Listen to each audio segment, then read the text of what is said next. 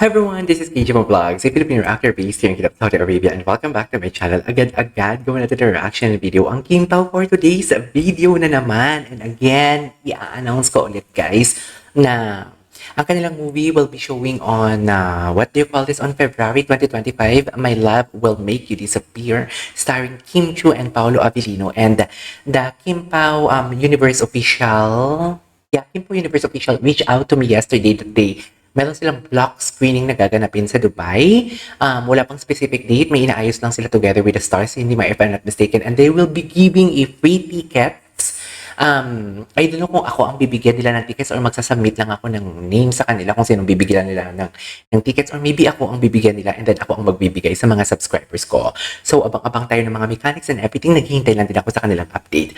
My Love Will Make You Disappear, guys. Okay, February 2025. Kasi nakita ko sa interview, medyo kabado ang Kim Pao. Hindi naman sa medyo...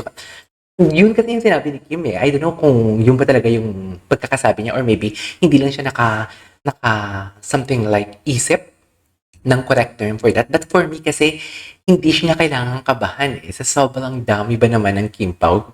At first movie nila yan eh. Ang daming humihingi sa kanila yan. So, feeling ko hindi siya dapat kabahan talaga. Pero it's just that yun nga, sunod-sunod nga daw, Josh Lia, Kat Den, and then sila pa, ngayon sila pa yung unang movie ng Star Cinema na ipapalabas ata on 2025, kaya medyo kabado siya. And of course, support tayo dyan.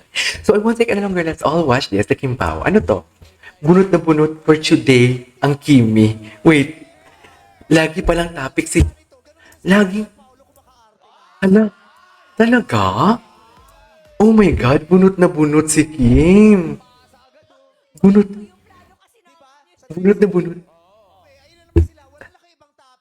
Wow, pero gustong-gusto niya pag Gusto na Pogi. pero di maamin kasi nga di pa napapapungsoy.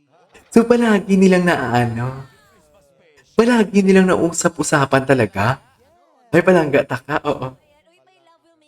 Oo. Yeah, February. May picture kayo. Okay, may picture kayo. Ay, sandali lang. Ano? Yung butong gago. Kita yung butong hayop. Ang sama nito. Ang sama ni Jong.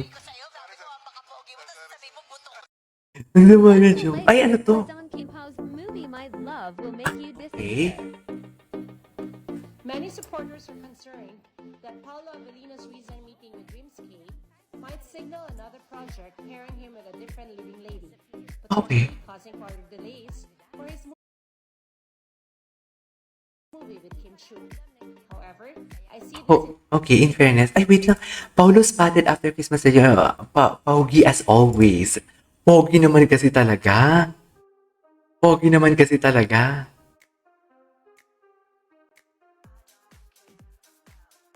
Ang gwapo.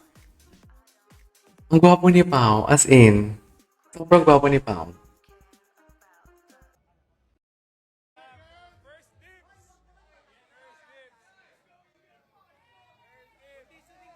Loko, hindi nyo yung kaya titigan. Ito talaga, gusto ko talaga itong titigan nila eh. Sa totoo lang. Gusto ko talaga itong titigan nila. Loko. Oh, loko. Hindi mo kaya. Oh, kinausap yung asawa.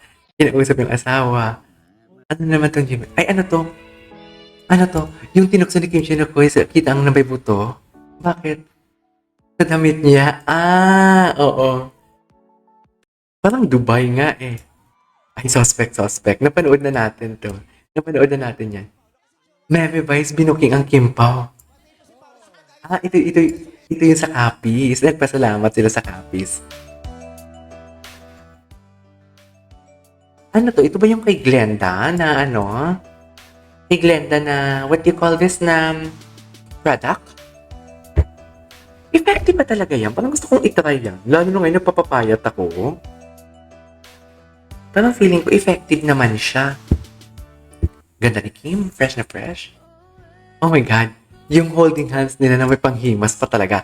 Ito yun. Oh my God. Kung hindi nyo pa napanood ang isa kong reaction video, doon ko pa lang nalata talaga na kiniliti pala talaga ni Paolo. Alam mo, feeling ko bakit ni Paolo kinaliti si Kim? Kasi nanggigil talaga si Paolo kay Kim. Charis. Gigil na gigil ang pawpaw natin for today's video. Di ba? Kasi di ba kung nanggigigil ka, it's either aamuyin mo, isa soft bite mo, or kikilitiin mo. Imagine, Paulo, nanggigil. Nanggigil siya in front of thousands of people sa Araneta. So, ano na lang pala kung sa likod ng camera? Ano na lang pala kung dalawa na lang sila? Paano kaya panggigilan ni Paulo si Kim?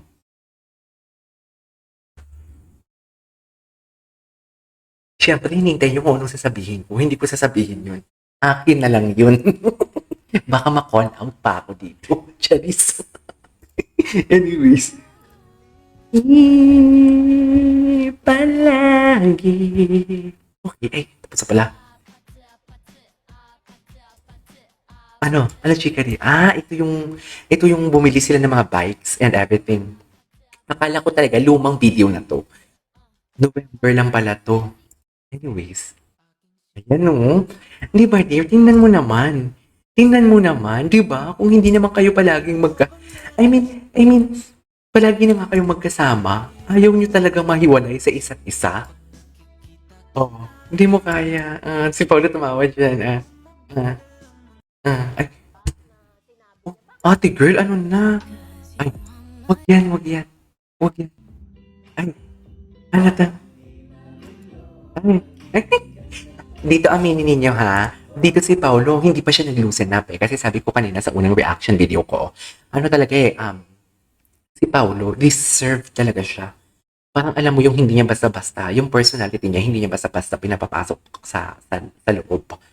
Hindi niya basta pinapapasok sa pagkatao. Something like that. Deserve talaga siya. So parang dito, reserve pa siya ng kaunti. Although may changes na from the past Paolo and this Paolo. Pero yung Paulo recently, Paulo sa Brojas, Paulo sa Sotsog, Paulo sa, saan pa ba? Paulo sa Capiz, di ba? Paulo sa Araneta. Ibang-iba na talaga siya. Like, literal, ibang-iba na. Anyways, yun lang. Ibang-iba na talaga ang pawpaw natin. Uy. Yan. Lilipat.